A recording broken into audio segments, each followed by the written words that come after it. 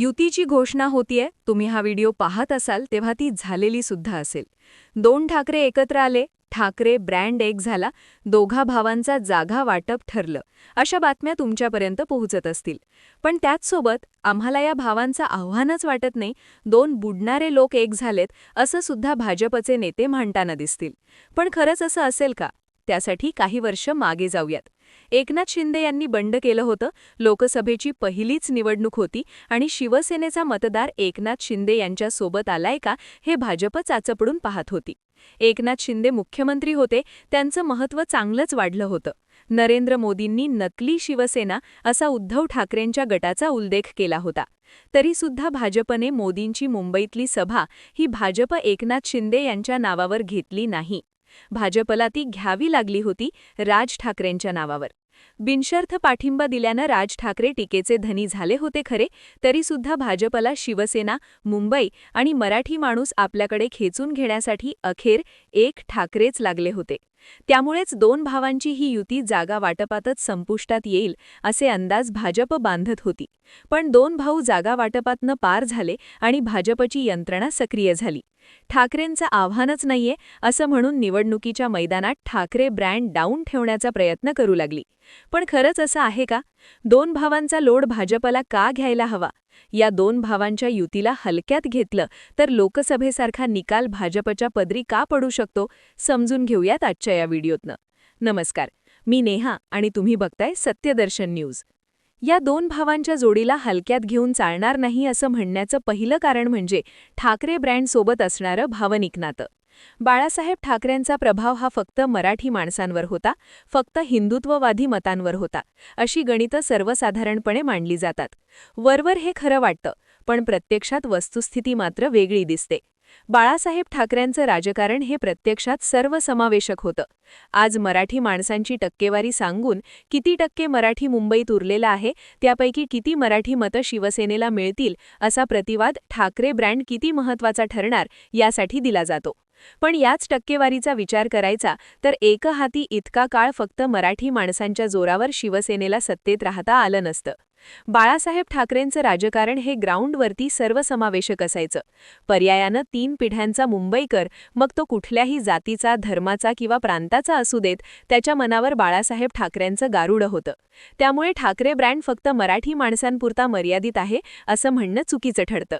गुजरातचे तत्कालीन मुख्यमंत्री नरेंद्र मोदींनी गुजरात दंगलींच्या आरोपानंतर मातोश्रीवर येत बाळासाहेबांच्या समोर डोकं टेकलं होतं.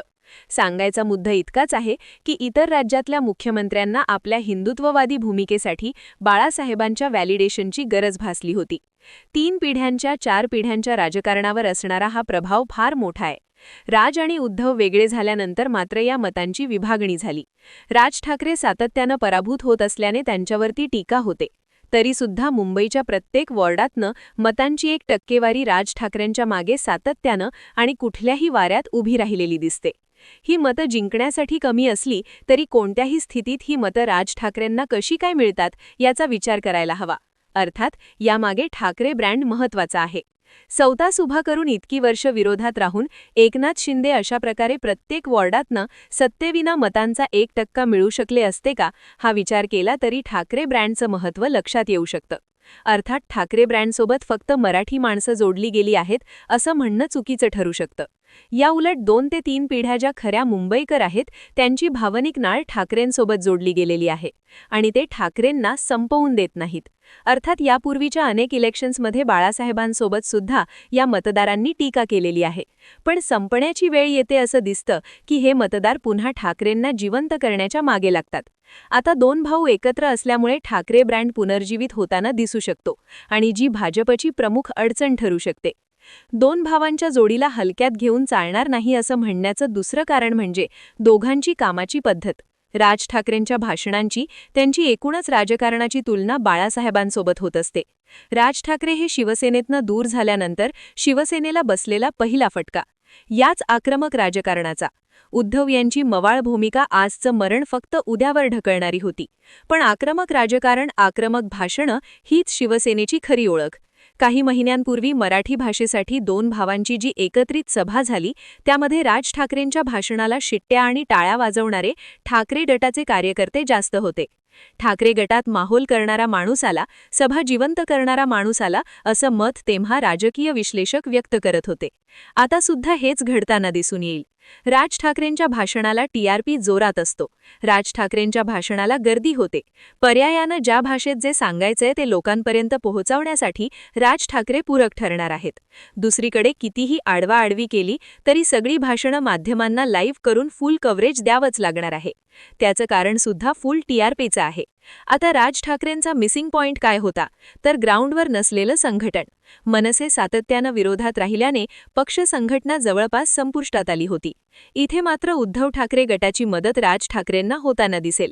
एकतर दोन भावांच्या सभा आणि त्याचा अपेक्षित परिणाम साध्य करण्यासाठी शाखा सिस्टीम, ठाकरेंच्या पक्षाचं मुंबईतलं संघटन, या दुहेरी रणनीतीमुळे राज ठाकरेंच्या सभांचा खरा परिणाम किती होतो हे पहिल्यांदा लक्षात येऊ शकतं. अर्थात ज्याप्रमाणे जागा वाटपात दोन भावांनी इगो बाजूला ठेवलाय, त्याचप्रमाणे राज ठाकरे मोठ्या क्राऊडला पूल करण्यासाठी आणि उद्धव ठाकरे संघटनात्मक जुळवणी करण्यासाठी काम करायला लागले तर भाजपची खऱ्या अर्थानं दाणादाण उडू शकते. कारण एकीकडे मुंबईसाठी दोन दोन चेहरे असताना भाजपकडे मुंबईत एकही चेहरा नाहीये ही वस्तुस्थिती आहे. पक्ष आणि हिंदुत्वाचं नरेटिव्ह या पलीकडे भाजप जाताना दिसून येणार नाही आणि हीच मोठी भाजपची अडचण ठरू शकते. या दोन भावांच्या जोडीला हलक्यात घेऊन चालणार नाही असं म्हणण्याचं तिसरं कारण म्हणजे इलेक्शनचं नरेटिव्ह हे दोघंजण ड्राईव्ह करू शकतात. खरं तर निवडणुकीमध्ये प्रत्यक्षात प्रचार कुठल्या गोष्टींवर होतो? विकास कामं, भविष्यातल्या योजना, रोजगार, रस्ते, पायाभूत सुविधा, सापचूक. जो पक्ष इलेक्शनचा मुद्दा ड्राईव्ह करतो तो जिंकण्याचे चान्सेस जास्त राहतात. नेमकं कसं? तर आत्ता नुकतीच झालेली लोकसभेची निवडणूक बघूयात. महाराष्ट्रात लोकसभा इलेक्शनचा प्रचार चालू होता. भाजपकडे सांगण्यासारखी गोष्ट होती ती म्हणजे मोदींचं नेतृत्व. मोदींभोवतीच प्रचार ठेवून इलेक्शन मारणं हा भाजपचा प्रमुख अजेंडा होता. पण इथे काय झालं तर संविधान बदलण्याचं नरेटिव्ह आलं. हे नरेटिव्ह विरोधी पक्षांकडनं ड्राईव्ह होत गेलं आणि भाजपचा शेवटचा टप्पा फक्त विरोधकांचा नरेटिव्ह कसं चुकीचं आहे हे सांगण्यातच गेला. अर्थात यामुळेच भाजप डिफेन्स मोडला गेली आणि फसली सुद्धा. हीच गोष्ट विधानसभेची पहा.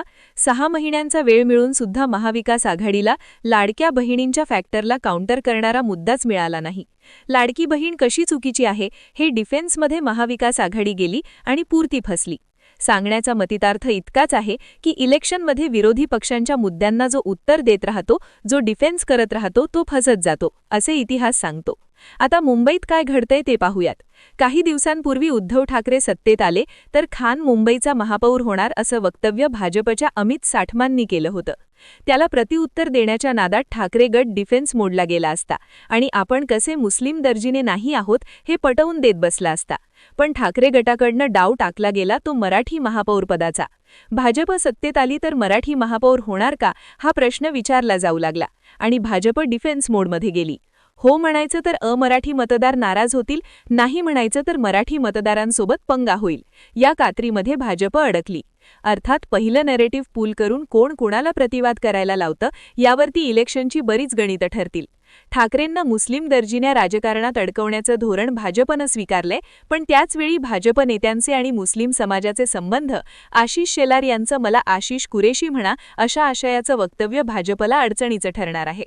थोडक्यात भाजपच्या हिंदुत्वाचा फास राज आणि उद्धव ठाकरे भाजपच्याच गळ्यात अडकवून मराठीचं राजकारण मोठं करू शकतात आणि हीच गोष्ट भाजपला डिफेन्स मोडला घेऊन जाऊ शकते. अर्थात असं झालं तर भाजपची अडचण मोठी असणार आहे आणि त्यातनं बाहेर पडणं भाजपसाठी जिकरीचं ठरू शकतं. थोडक्यात भले भाजप राज्यातला, देशातला आणि विश्वातला क्रमांक 1चा पक्ष असो, पण ठाकरेंना पूर्ण झिरो ठरवणं भाजपच्या अंगलट येऊ शकतं, हे मात्र तितकंच खरं. तुम्हाला काय वाटतं? दोन भावांचा हा समन्वय भाजपला मुंबईतनं हद्दपार करेल का? तुमचं मत आणि प्रतिक्रिया कमेंट करून कळवा आणि अशाच माहितीपूर्ण व्हिडिओंसाठी सत्यदर्शन न्यूज चॅनलला सबस्क्राईब करा.